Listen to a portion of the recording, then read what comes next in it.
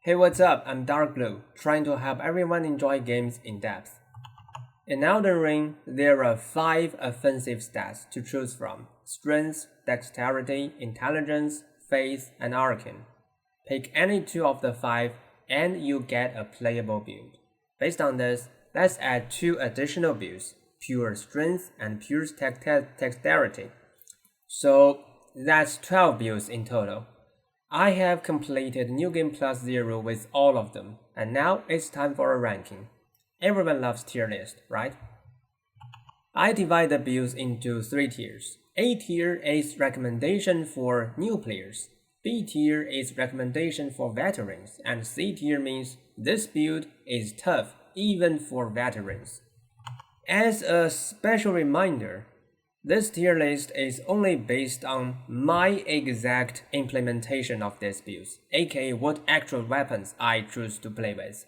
It is possible that there exist other implementation of the same build that can change this ranking. Number 1. Pure Strength. My implementation is Great Axe and Knight Rider Glaive. There aren't many Sombering weapons for this build, so most of the time we're using regular weapons. The core advantage of this build is that it can reach high potency quite early. On one hand, this is because you can put all resources in only one offensive stat. On the other, in Elden Ring, if you two-hand a weapon, your strength will function as if it's got 50% more than the actual value. Nevertheless, pure strength builds cannot use spells. The good side of it is that it makes strategies much less complex, suitable for new players. But the bad side of this is that you will be missing a large proportion of the game's content. Though, I don't think the inability to cast spells makes this build weaker, which is because the abundant skills you can use compensate for this loss. For example, if you need to do range attack, you can use Vacuum Slash or with Great Axe. And if you need to deal with the hogs in Stormville Castle, you can use Gravitas skill.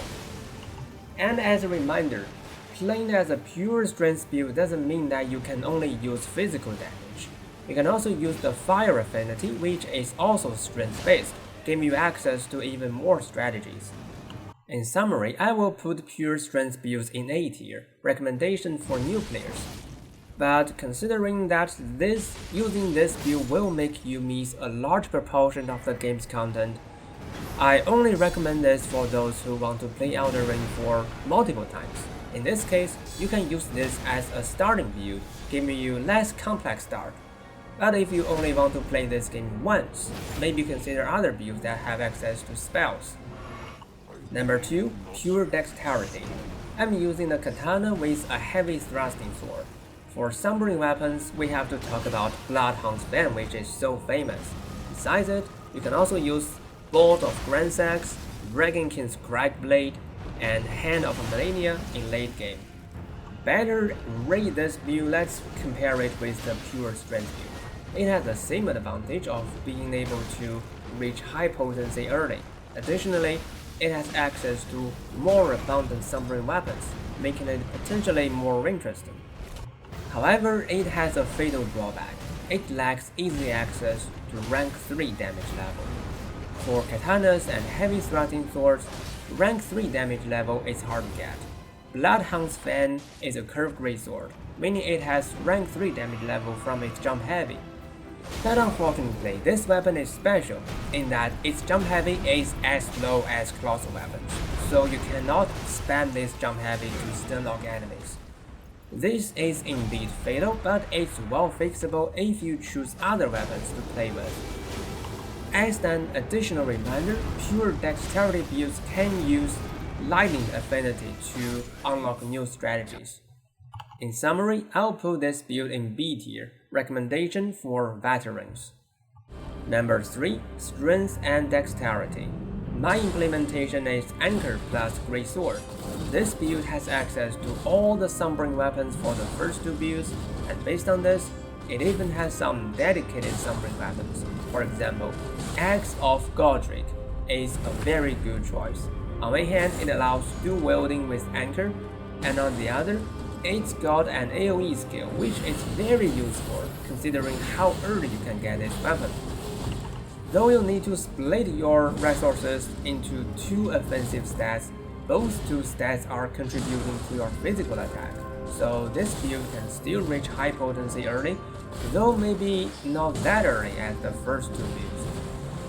Its drawback is similar to the first two builds. It has no access to spells, so it might be a bit boring. In summary, I'll put the build in A tier. Recommendation for new players, but only for those who plan to play Elden Ring for multiple times as a starting build. Number 4. Strength and Faith. It has a dedicated catalyst, Clawmark Seal. This seal uses regular smithing stone, so we only have enough resources for one regular melee weapon.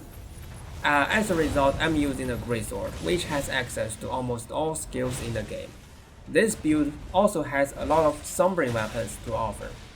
Blasphemous Blade, Ordavis Greatsword, and Silurious Tree, for example. The biggest advantage of this build is its versatility. Even if you only talk about melee, you can deal physical damage with the heavy affinity, fire damage with the flame art affinity, and holy damage with the holy affinity. Now consider spells. You can deal all kinds of damage type, including physical, fire, holy, and lightning. And as a melee weapon, a greatsword gives you access to quite many skills. Such versatility not only makes your game experience much more interesting, but also reduces the difficulty you'll meet. The only drawback, if I must find one, is that the Clawmark Seal is a regular weapon, so I have resources for only one regular melee weapon. Otherwise, two regular melee weapons would be more versatile. In summary, I'll put this build in A tier. Recommendation for new players. If you are planning to play the game for only once, this build can give you very diverse experience. Number 5. Dexterity and Faith. I use a great spear and a small hammer for this build. The great spear provides rank 3 damage level with its jump heavy and provides giant hunt. As complementary, the small hammer provides lion's claw and wild strike. At the same time, the great spear can be dual wielded with sombering weapons. This build has a lot of dedicated sombering weapons such as Goslir Greatsword and the Vike's War Spear. Regrettably, Tree Spear is a regular weapon, although its skill cannot be changed, so I cannot play with this weapon in early game. This build has the same advantage as the Strength Faith build in that it's got decent versatility. However, it doesn't have a dedicated catalyst, so I can only use a pure Faith catalyst instead. As a result, I choose not to evenly distribute my resources into the two offensive stats, but 40 dex and 60 Faith instead. In this way, the melee capability will be severely damaged. This is not only because the dexterity is low, but also because dexterity cannot get the 50% bonus from two-handing. Consequently, on one hand, you have to go into the Red Main Castle early before the festival begins to get the affinity blade. Otherwise, you won't have access to good faith-based affinity.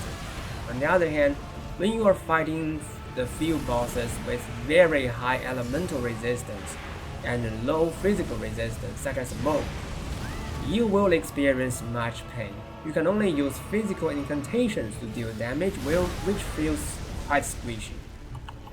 In summary, this build is strong and unique, but has a fatal drawback when facing few certain bosses such as Mob. As a result, for most part of the gameplay it'll be fun and easy, but in rare cases, you will suffer a lot. I'll put it in B tier. Recommendation for veterans. Number 6. Strength and Intelligence. I'm using Great Mace and a Banished Knight's Halberd. For the catalyst, I choose Crystal Stuff. So this stuff is not very strong overall, but it is the strongest. Sombering stuff at 60 intelligence. There are stronger ones if I choose from regular stuffs, but that'll make me use one less regular melee weapon, and I don't like this. This build has a lot of dedicated Sombring melee weapons such as Ruin's Greatsword and Star Scourge Greatsword. Instead of casting magic, this build will be doing melee most of the time, where you can use cold affinity for regular weapons. The strength of this build is that it's very interesting, as you can experience so many unique Sombring weapons dedicated for this build. And when you are fighting an enemy with high magic resistance, you can use the heavy affinity instead. However, it doesn't have as strong spell potency as a true sorcerer, meaning that it's still largely a melee build. In summary, it's a unique and interesting build, but focusing on melee means it's not as friendly to new players as a true sorcerer build. So I'll put it in B tier, recommendation for veterans. Number 7. Dexterity and Intelligence. I'm using the halberd and a curved sword as my regular weapons, and carrying Regal Scepter as the catalyst. There are quite a few dedicated Sombring melee weapons to play with. For example, Wind of Asti has a very strong skill and can be dual-wielded with my regular curved sword. Note that the carrying Regal Scepter gains a lot of attack when you level up your intelligence from 60 to 80.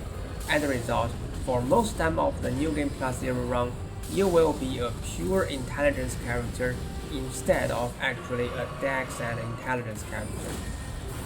The advantage of this build is its superior ranged ability and decent damage. With this build, you can beat the game at ease. However, if the enemy has very high magic resistance, well, you have to use the few magic that does non-magic damage, such as gravity spells, which may feel squishy. In summary, I'll put this build in A tier, recommendation for new players. I recommend it especially for those who want an easy and enjoyable experience. Number 8. Strength and Arcane. I choose Troll's Greatsword and dual-wielding broadsword. This dual-wielding broadsword thing is quite famous, I believe. It's got very strong damage output. As for Sombring weapons, I can use Mogwen's Secret Spear and Mary's Executioner Sword. Though there aren't many Sombring weapons for this build, the few you have are really strong.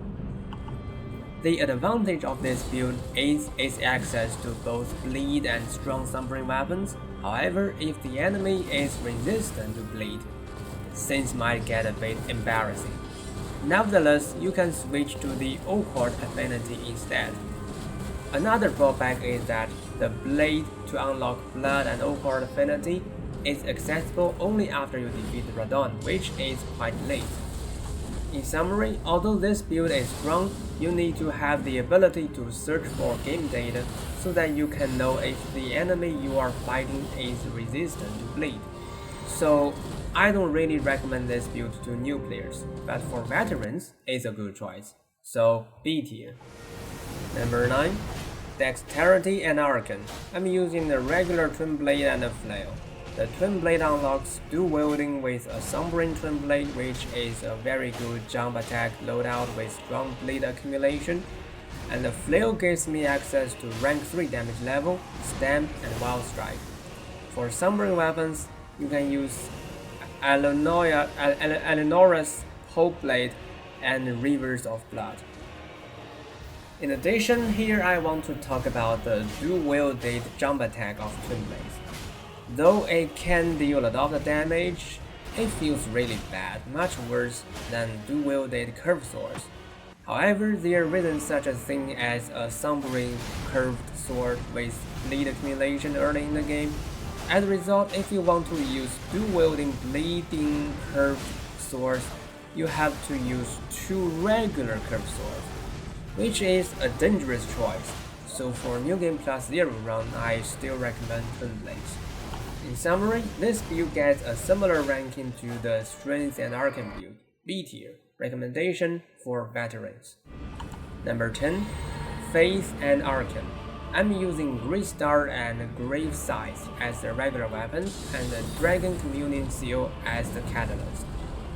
The unique thing about this build is the Dragon Incantations, a series of spells that require both Faith and Arcane. These incantations are very slow but very powerful. Besides this build also has access to the Bleed strategy and the regular incantations. However, the Dragon Incantation being too slow is also a drawback that cannot be overlooked. You need to stack many buffs to do one-shot or use Spirit Ashes to aggro the enemies.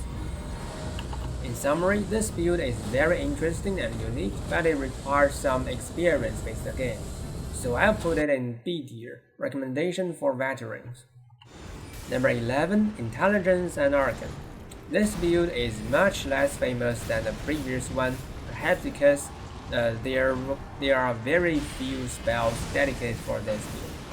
However, I believe this is an interesting and strong build, and it can be seen as an improvement to the pure intelligence build. So basically, this is a sorcerer build, using special catalysts that scale with both arcane and intelligence.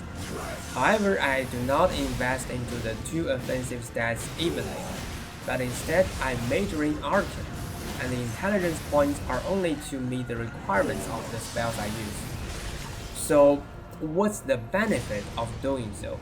Let's make a comparison with the Dex and Intelligence build. So previously I said that this build was a bit squishy if the enemy has high magic resistance. However, with Intelligence and Arcane builds, you can use the Accord or Blood affinity on your melee weapons, dealing physical or bleed damage. In this way, you can directly bypass the magic resistance. In other words, the same stat Arcane scales your magic damage when you cast a spell, but scales your physical damage when you use a melee weapon. This makes this build much more versatile than the pure intelligence sorcerer build, which is a huge advantage. You can better feel this advantage when fighting Full Moon Queen or Mogue. Consequently, I believe this build is stronger than the Dex and the Intelligence build. But we have to admit that it requires a lot of experience in this game. For example, you have to go into the Volcano Manor early to obtain the Abolnoric stuff. And since this stuff is upgraded using regular smithing stones, we have to use a great sword as the melee weapon to ensure enough accessibility to versatile skills. In this case, you need to go into the Redman Castle early to get the Flamebird Greatsword, which can be a bit tough. Furthermore, to increase damage output early, I invest too much into the two offensive stats, limiting the resources into the three basic stats. This will make the build even less friendly to new players. So in summary, I'll put this build in B tier, recommendation for veterans. Now the last one, Intelligence and Faith. This build is largely a pure caster. This is because there isn't such an affinity in Elden Ring that scales with both Intelligence and Faith, which means if you are using an Intelligence-based or Faith-based affinity, the other stat is simply Wisdom. But there are catalysts that scale with both, so only when casting a spell can you exploit the full potential of this build. Then you might wonder, well, at least this build has access to both magic and incantation, which might make it versatile enough to compensate for the loss of melee capability. But it's not the reality. In fact, the Death Prince stuff scales a lot when you level up your Intelligence and Faith from 60 to 80. But that's really a thing of late game, so for most part of the New Game Plus Zero run, you won't have very good magic potency. Given all these drawbacks, this build does have access to a lot of unique spells, the Death Magic and the Golden Order Incantations. This can be a very good reason why you should experience this build. In summary, this shall be today's only C tier build. Could be tough even for a veteran. So that's all, my ranking of all Elden Ring builds. So what's your favorite? Leave your comment below. If you want to play games into depth together with me, don't forget to like and subscribe. Thanks for watching, see you around.